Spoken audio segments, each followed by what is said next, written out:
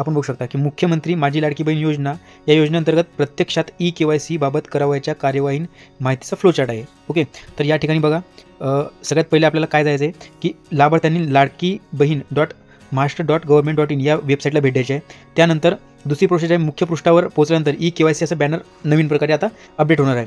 तर KYC banner update झाल्यानंतर समजा त्या ठिकाणी आपल्याला दिसेल, त्यावर क्लिक करायचं आहे. त्यानंतर KYCचा फॉर्म उघडणार आहे. त्या ठिकाणी लाभार्थ्यांनी आधार क्रमांक व पडताळणी संकेतांक म्हणजे कॅप्चा कोड, म्हणजे आपला आधार कार्ड टाकायचा, त्यानंतर कॅप्चा कोड टाकायचा आहे. त्यानंतर आधार प्रमाणीकरण संमती दर्शवून OTP बटनावर सेंड करायचं आहे. त्यानंतर खाली OTPचं सेंड बटन येणार आहे, ते बोटीवर क्लिक करायचं आहे.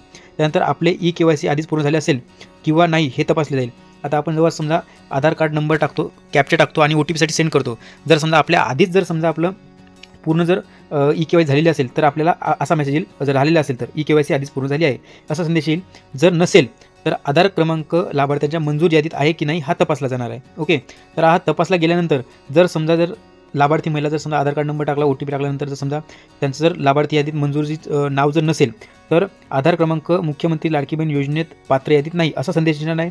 आणि ज्यांना लाभ मिळत आहे, म्हणजे जर समजा एखाद्या नवीन व्यक्तीने जर समजा किंवा नवीन महिलांनी जर समजा याच्यात जर नंबर वगैरे टाकला, आधार नंबर OTP वगैरे सेंड केला, तर त्यांना आधार क्रमांक मुख्यमंत्री माझी लाडकी बहीण योजनेत पात्र यादीत नाही असा संदेश येणार आहे सरळ. आणि ज्या लाभार्थी महिला आहेत ज्यांनी अगोदरपासून लाभ घेणं चालू आहे त्यांचं आणि ते पात्र आहेत, त्यांना याचं आधार नंबर टाकल्यानंतर कॅप्चा येईल. कॅप्चा टाकल्यानंतर जेव्हा OTP टाकतील तेव्हा लाभार्थ्यांच्या मोबाईल नंबरवर प्राप्त झालेला OTP टाकून सबमिट बटनावर क्लिक करायचं. ओके, क्लिक केल्यानंतर पुढचा मेसेज येणार आहे की पती किंवा मग जे वडील आहेत त्यांचा आधार कार्ड नंबर या ठिकाणी नमूद करायचा आहे. तसेच म्हणजे अजून तुला की डबल व्हेरिफिकेशन होत आहे की आपला एकदा म्हणजे ज्या महिला पात्र आहेत त्या महिलेचा एकदा आधार कार्ड नंबर टाकून OTP टाकायचा आहे. त्यानंतर त्या महिलेचे वडील किंवा मग त्या महिलेचा पती या दोघातून कोणाचाही एकाचा समजा आधार नंबर त्या ठिकाणी टाकायचा आहे. त्यानंतर पुन्हा एकदा कॅप्चा टाकायचा आहे आणि पुन्हा आधार ऑथेंटिकेशनसाठी समजा OTP बटनावर सेंड करायचं आहे. त्यानंतर पुन्हा OTP जाईल, पुन्हा त्यांच्या जे आधारला लिंक असणार मोबाईल नंबर त्यावर OTP टाकायचा आहे, OTP गेला जाईल, OTP टाकायचा आहे. OTP टाकल्यानंतर आपले KYC आधीच पूर्ण झाले आहे किंवा नाही हे तपासले जाईल. जर ऑथेंटिकेशन जर झालेलं असेल तर होईल, आल्यावर KYC आधीच पूर्ण झाले असा मेसेज येईल.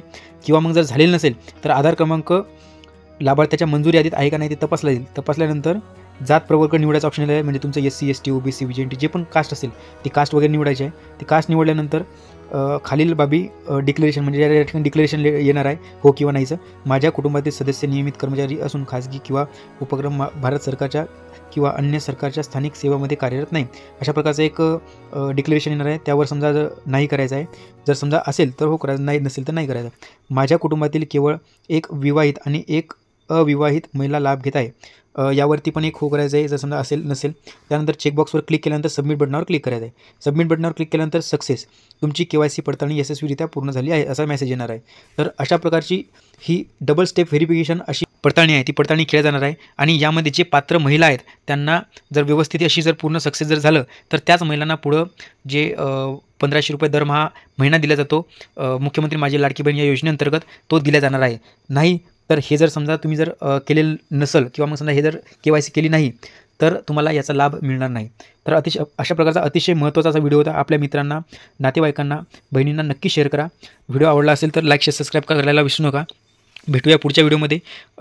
आणि त्याचबरोबर याविषयी जर समजा स्पष्ट आणि वेगवेगळी जर समजा माहिती पाहिजे असेल तर त्याचेही व्हिडिओ या ठिकाणी येतील.